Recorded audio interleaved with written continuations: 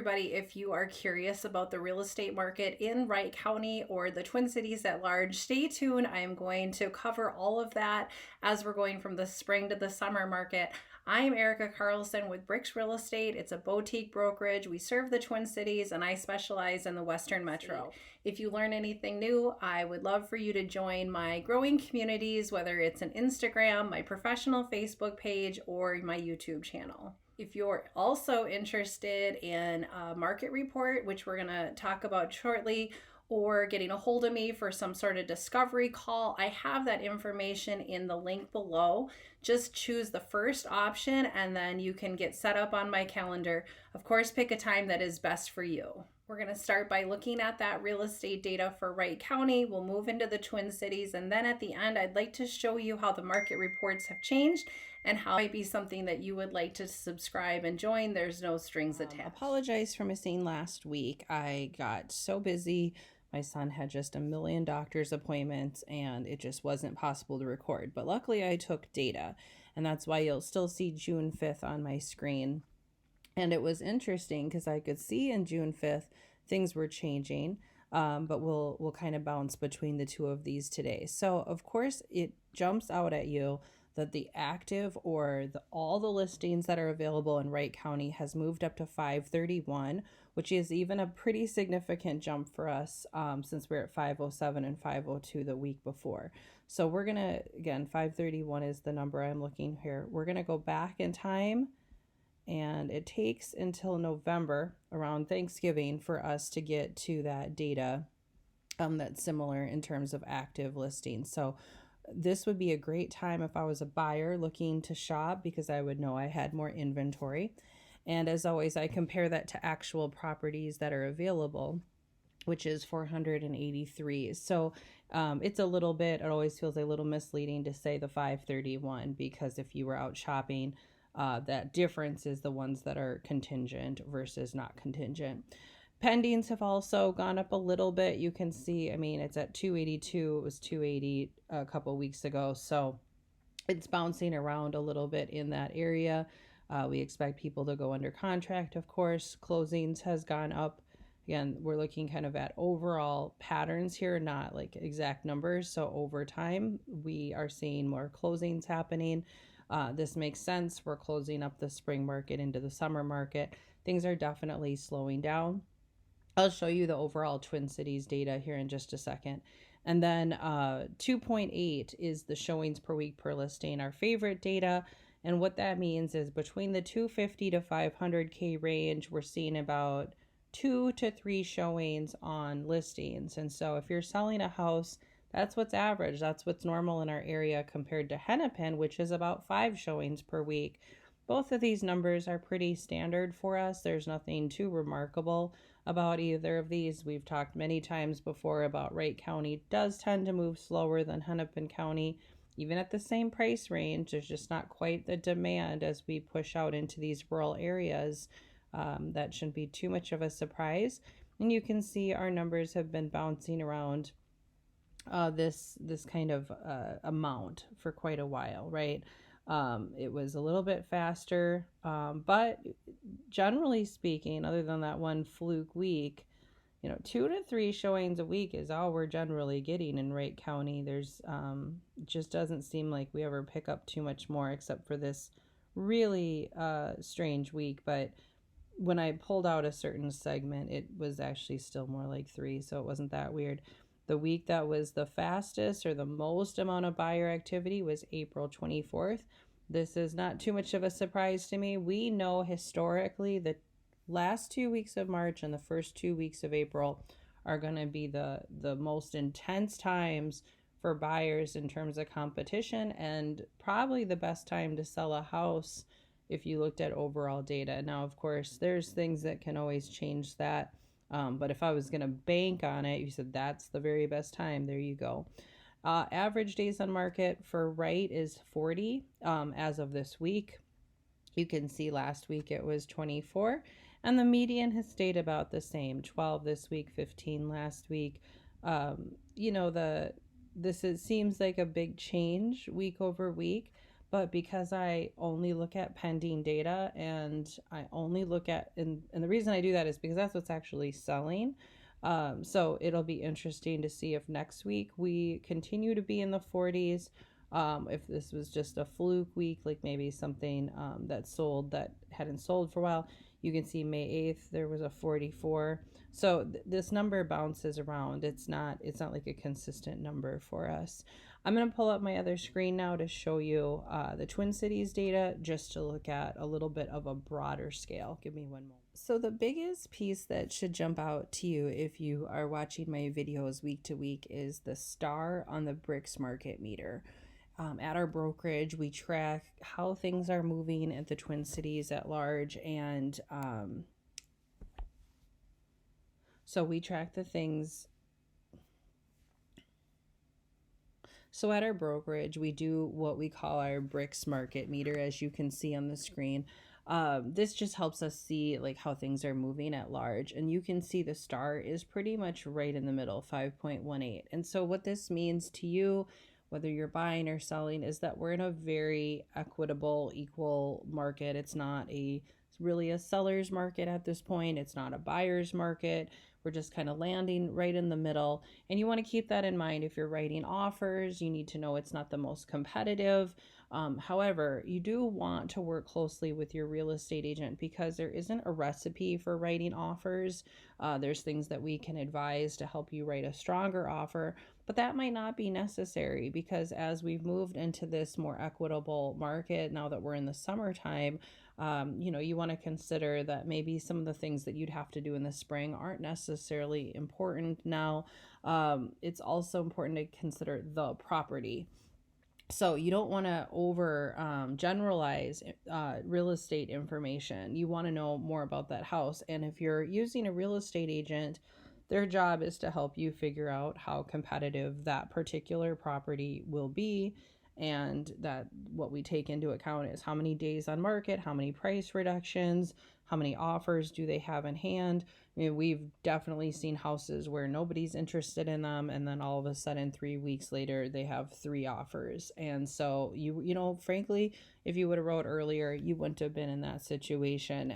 So that's just kind of the luck of the draw. So again, we're kind of in that equitable market. You can see inventories up over last year, 14%. So that I don't know that you would feel that unless you were shopping this time last year. I don't think that I necessarily feel it as a real estate agent. So this data helps me understand things as well. Average days on market for the Twin Cities is 23. That's pretty much in line with what I just said is in Wright County, so nothing surprising there. And then you can see interest rates bumped up a little bit over the 7. That's going to depend on which type of loan package you're going to get. Are you going to buy points, or this is just a base rate. This isn't for a particular lender. I'm not a loan officer. So you want to compare different types of loans. You want to call a couple of different lenders and see who's the best fit for you. Don't just rate shop. Make sure that you're asking other questions about things, because not all loan officers are created the same. Not all lenders are the same. Now, on the other hand, if somebody told me no, I wouldn't necessarily keep asking different people, because the no is probably indicative of something that I need to fix. And a good loan officer should be telling you what you need to do to get your way on to buying a house. Because obviously, unless they help you with that, you're not going to be able to. So it's in their best interest to assist you with that. Do not hesitate to ask people questions. The biggest mistake you can make is not reaching out to get that pre-approval process going, not working on your proof of funds, starting by home shopping, and then trying to figure out the rest of the details later. It is most people's instinct to do things backwards. And if nothing else you take from my video today, please talk to your lender first. Figure out your wants and needs list, pick your realtor, pick your loan officer, get your ducks in a row, then start shopping for houses, falling in love with a house, and then finding out all the other pieces, like I need to sell my house first or something. I mean, these things could really be detrimental to you, and frankly, you're wasting a lot of people's times from the seller needing to clean the house, the real estate agent running out to show you a house that you're not going to be able to purchase, etc. There's just a lot of reasons to do it the right way, and I will leave it at that because I didn't mean to be preachy by any means. If you have any questions about any particular market data that you think would be helpful, let me know. I would like to show you now how our market reports have changed dramatically to see if that's something you would be interested in. Just give me a moment to change my screen. To share with you our market report, and I have done this before, but the program that I use has had some really big changes, and I wanted to make sure that you knew that you might find this a little bit more valuable than you had before. And if you're already signed up, you'll probably already notice these changes.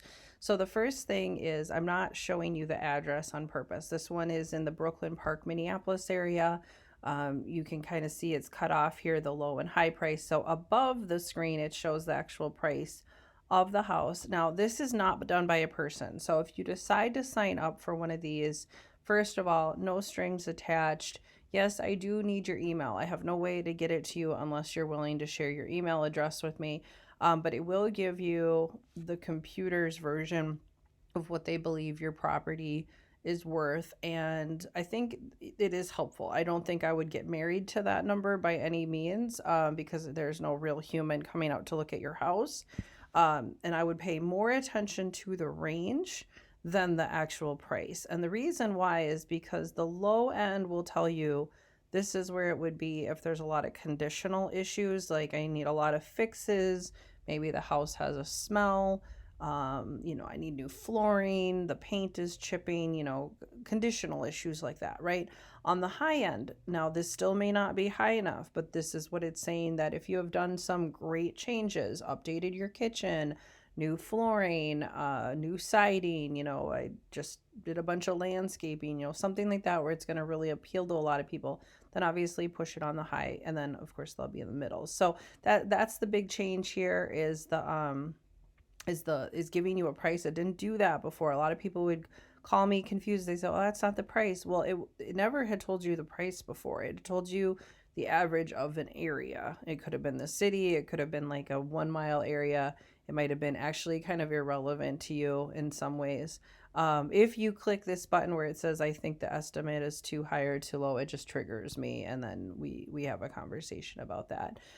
You get a little bit of data here about how it's changed in the area.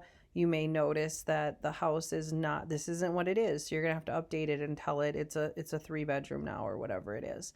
If you put in what is remaining on your loan, assuming you have a loan, it's kind of got this cool built-in estimated equity. So, obviously if you didn't owe anything on the house, you would have full equity.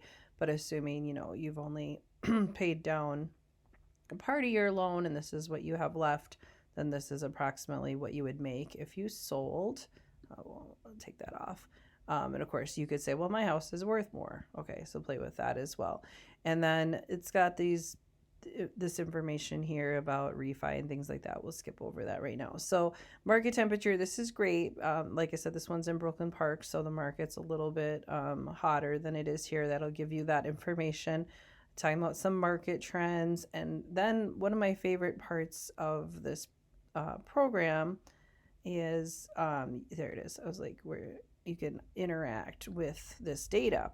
So if you wanted to know, like, okay, I know my neighbor's house sold recently, you could just click the solds, and then you could go down here and look at the pictures. You could say, okay, wow, they sold, they listed for $229, they got $250. Okay, it's going to give you that information. You can see a lot of people are getting more than what they listed for, like in this top row. If you maybe saw a sign go up in the neighborhood and you were curious about the house, might be in pending. If you wanted to know who your competition was because you're thinking about selling, you could look at the actives and say, okay, these are houses near me that are selling. So just kind of information for you to watch, your most expensive asset. If that's something you're interested in signing up for, when you click on the link, you should pick the one that, specifies that it's your house. I do have these still set up, generally speaking, for Buffalo, Delano, St. Michael, Albertville area, and Rockford. I don't have any other cities that have to set that up. But if that is something that you would like me to do for you, let me know. I don't know that the city ones are quite, this helpful, and the data is a little bit different when I set it up for city, because obviously it's not going to give me any particular house price. So if you have any questions about that, or you want to take a look, just check out the link, and I appreciate it. If there's anything I can do, reach out and set up that discovery call so we can talk about what is on your mind in terms of real estate in the Twin Cities. I hope you have a great week.